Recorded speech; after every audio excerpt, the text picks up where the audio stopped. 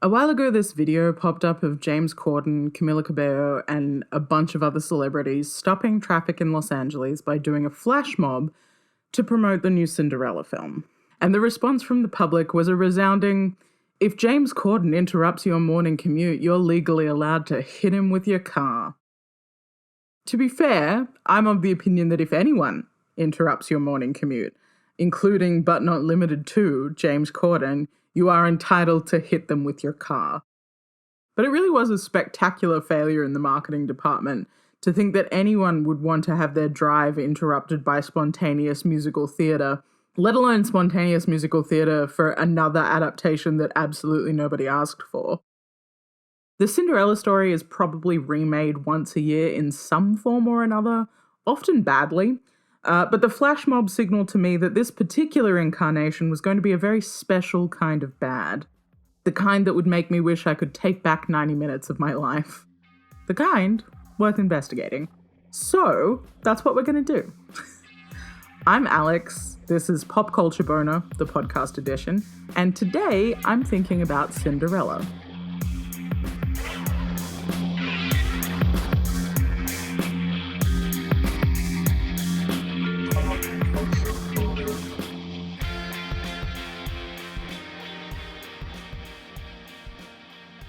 Now, initially when I was writing this episode, I thought that I would take a look at multiple adaptations of Cinderella over the years, maybe do a bit of a compare and contrast between them.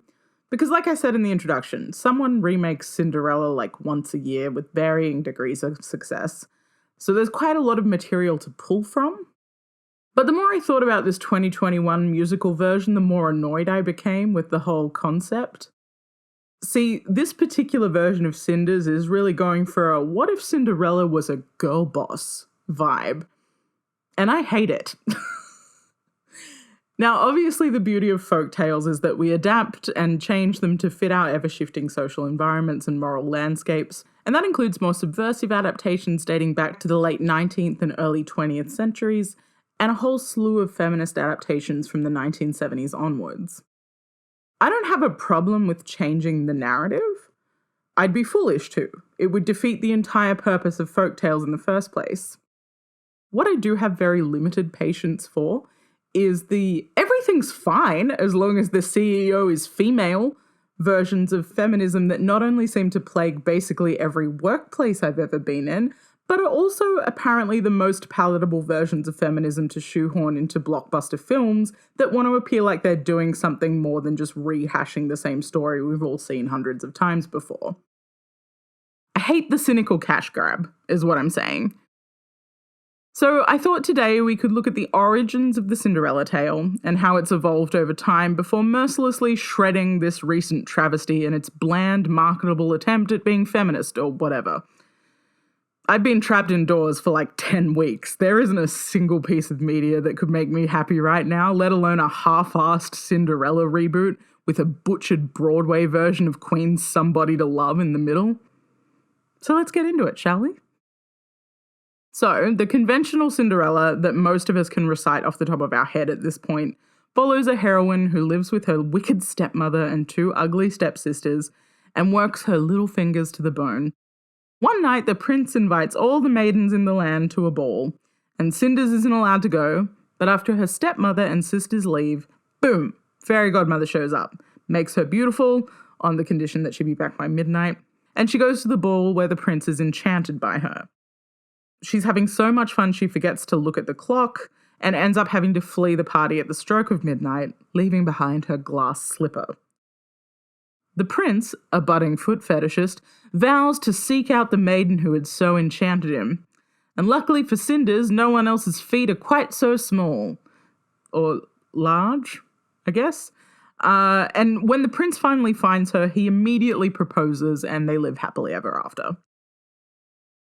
As with all folk tales, Cinderella has many incarnations that differ slightly between cultures. The oldest known version is the story of Rhodopis. I don't know if I'm pronouncing that correctly. It's Greek. Which originated around the late 6th century BC and featured an eagle stealing the sandal of a slave girl to be dropped at the feet of the king in Memphis, who eventually tracks her down and marries her. There are a number of other versions that pop up throughout Europe and Asia, which have a revolving door of cultural flourishes, including magical fish, magical bones, wedding shrouds, biscuits with gemstones baked into them, and transforming doves. But there are a few key consistencies. Basically, a lowly or abandoned girl who is mistreated, a prince, and an eventual transformation. There is, of course, also the Grimm version, which has the classic German gore that we all know and love. Specifically, the stepsisters slice off their own toes and heels to fit into the glass slipper, and the prince only notices that this is the case when the overflowing blood starts to drip on him. And then, of course, Cinderella has her army of doves peck out their eyes in punishment. But the version of Cinderella that most of us are familiar with draws from Charles Perrault's 1697 version, which was published under a French name, which I did look up and I could theoretically attempt to pronounce for you, but I am not going to. This is the version with the features that we all acknowledge as classic now, like the fairy godmother, the magical pumpkin carriage, and the all-important glass slipper. Yes, even though this story was rattling around for eons and the prince was a known foot fetishist in many other iterations, this is the first version to make the shoe itself glass. Anyway, the general moral backbone in each of these is that kindness and forgiveness are both virtues which will serve you well. Cinderella's had a pretty shitty run of it, but she's kind to everyone from the littlest mouse all the way up to the stepfamily who's actively trying to sabotage her. And she doesn't lose that when things start to go her way. Instead, she's still nice to her terrible stepfamily, even after she suddenly finds herself in a position where she could theoretically ask for everyone involved in her former misery to be guillotined. Except in the Grimm version, of course, which goes full vengeance with flesh-eating doves and eyeballs. But there's always one outlier. In and of themselves, kindness and forgiveness aren't terrible morals, although they're a little meek for my blood. But as time has passed, and particularly as Cinderella gets more and more big screen adaptations, the focus of the story has really shifted to romance. The reward that good little girls get for their kindness and forgiveness is less about being rewarded with a life away from their horrible circumstances and more about being rewarded with the prospect of true love. Which is why in later adaptations you'll often get Cinderella characters who, at the very least, fortuitously meet the prince a couple of times before the big night, so they're not just falling in love at first sight.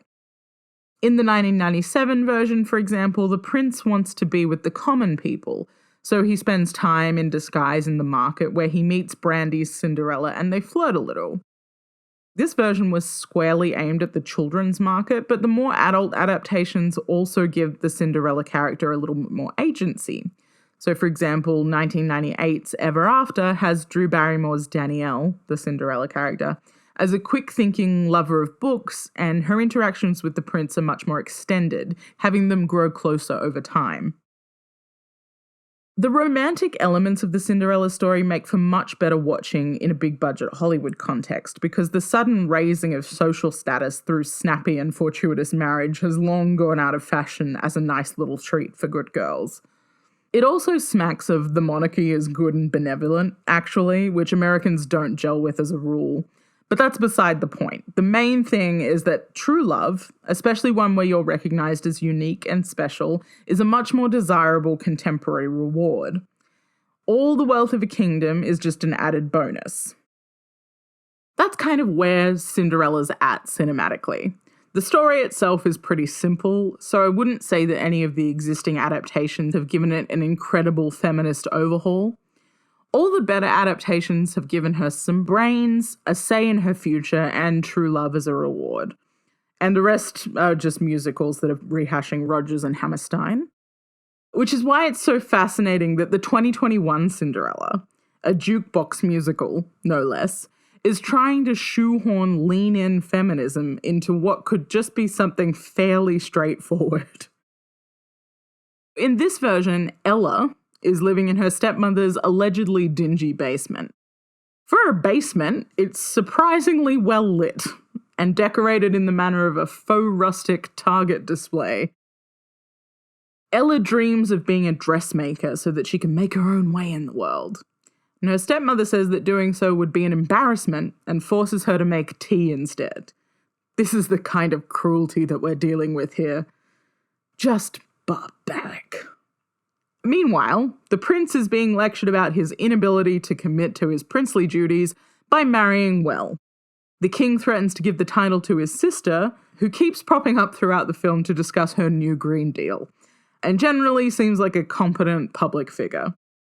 In a last-ditch attempt to appease his father and find true love, they all agree to throw a ball and invite everyone in the kingdom. At the announcement, the prince sees Ella being mouthy and decides that he's in love, goes undercover as a peasant by tying a scarf around his head in order to meet her, and then he convinces her to go to the ball as a networking opportunity for her dressmaking business. Ella initially isn't allowed to go to the ball, but she gets her magical transformation from the fabulous godmother, played by Billy Porter, and manages to network, get a job offer, and fall in love, all in one night. But when the prince tells her to stick around so that they can get married, she chooses her dreams. Some pining ensues, but eventually the king gives him permission to choose her too, and he gives up his kingly duties to follow her around while she makes dresses for a queen from elsewhere. While all of that probably doesn't seem like such an egregious update to the plot, and the film is definitely working with other, probably more significant crimes, like James Corden's head on a mouse body, or Camila Cabello's non-voice having to go up against Broadway belters like Billy Porter and Idina Menzel. Altogether, it has the overwhelming feeling of an attempt at a fashionably conscious statement without wanting to do any of the heavy lifting or even really knowing how. There's lots of small examples of this. All the female characters, for example, are transformed by either brains or generic "my dreams were crushed" tragic backstories in order to give them the illusion of agency. But I think this sort of empty statement making is most on display at the ball. Having done a little fun song and dance number, Ella's able to gaslight, gatekeep, girl boss her way through the ball, which she's treating like her own multi-level marketing Herbalife party but for dressmaking. She's approached by Queen Tatiana, who tells us that she committed some sort of murder, or military coup, I guess, it's unclear, in order to take the throne. She's impressed by Ella's dressmaking skills and offers her a job as her personal dressmaker while she travels around attending lavish events. Working for a monarch who violently overthrew their predecessor. Every girl boss's dream. Also, this is apparently the only woman with enough agency in this film universe to be able to rule a nation, and she had to get it through ruthlessly spilling the blood of her predecessor in order to do so. And once she's at the top, her role as monarch is reduced to someone who goes around attending parties and buying fancy clothes. This is the kind of garbled messaging that we're working with here. Lindsay Ellis did this really great video called Woke Disney, which points out that the recently revamped and rehashed live-action versions of the cartoon classics are working so hard to avoid the actually complex racial and sexual politics of their past that they often simply invent issues to address in order to appear like they're doing something. She uses Dumbo as an example, where of all the issues Disney could wrestle with, most obviously the racist caricatures of the crows who sing "When I See an Elephant Fly," one of which is actually named Jim Crow, and who are all voiced by white actors doing minstrel show voices, they choose to tackle animal cruelty and P.T. Barnum, for some reason, by having the circus go animal-free at the end and returning Dumbo and his mother to the wild. These films need a reason to exist, so they insert some form of marketable change that makes them appear engaged with criticism. Racism goes in the too hard basket, but a couple of tweaks to get Dumbo flying free at an elephant watering hole? Simple, fast, effective.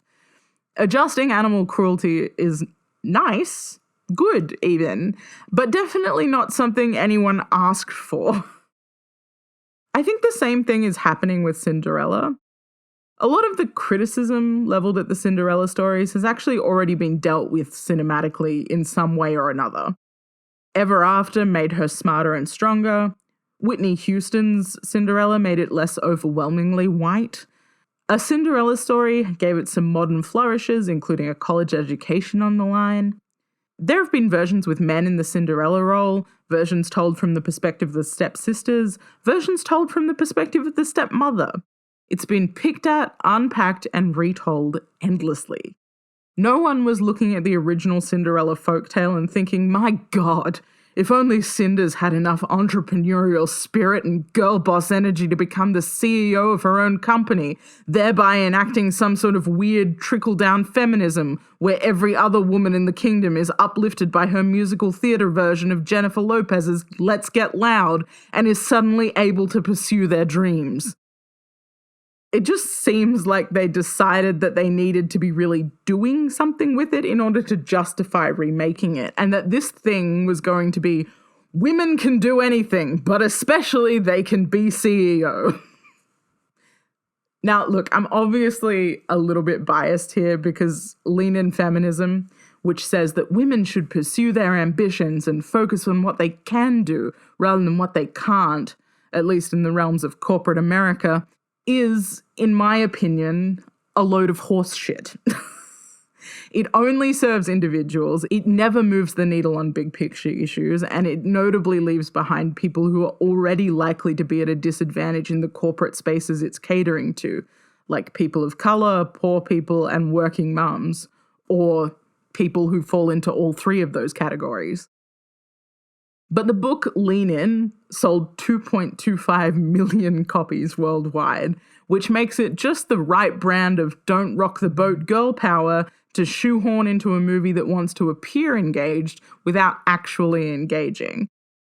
And my question is, why? You could have just had a fun jukebox musical, which I would have hated anyway, but for reasons almost entirely related to the fact that nobody should ever cover Queen. You might be listening to this and thinking that I'm being unnecessarily cynical. It is, after all, a movie that's pretty squarely directed at kids and their millennial parents who are going to sing along with the What a Man, Seven Nation Army mashup and want their daughter to take something other than I Love Princesses from the film. But like I said, folktales adapt to their times, and I just think it's depressing that we're at the stage where the way that we want that folktale to play out is female CEOs fix everything, actually.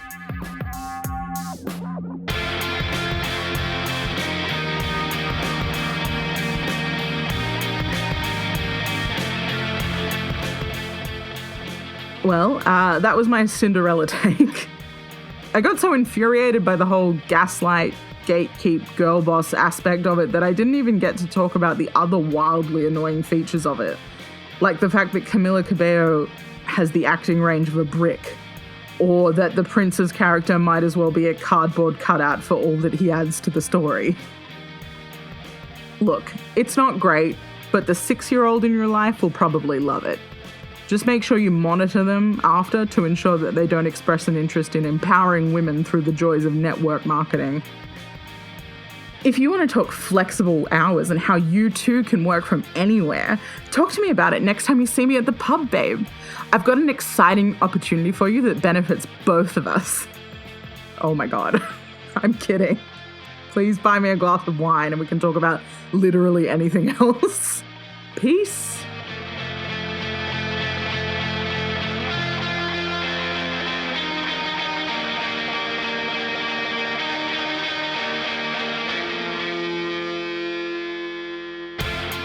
Hi everyone, Wesley here. Thank you so much for listening.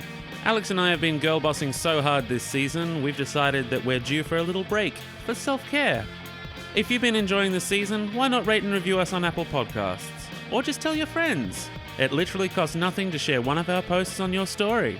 We'll be back in a couple of weeks, so stay sexy and don't get sucked into neoliberal post-feminist bullshit!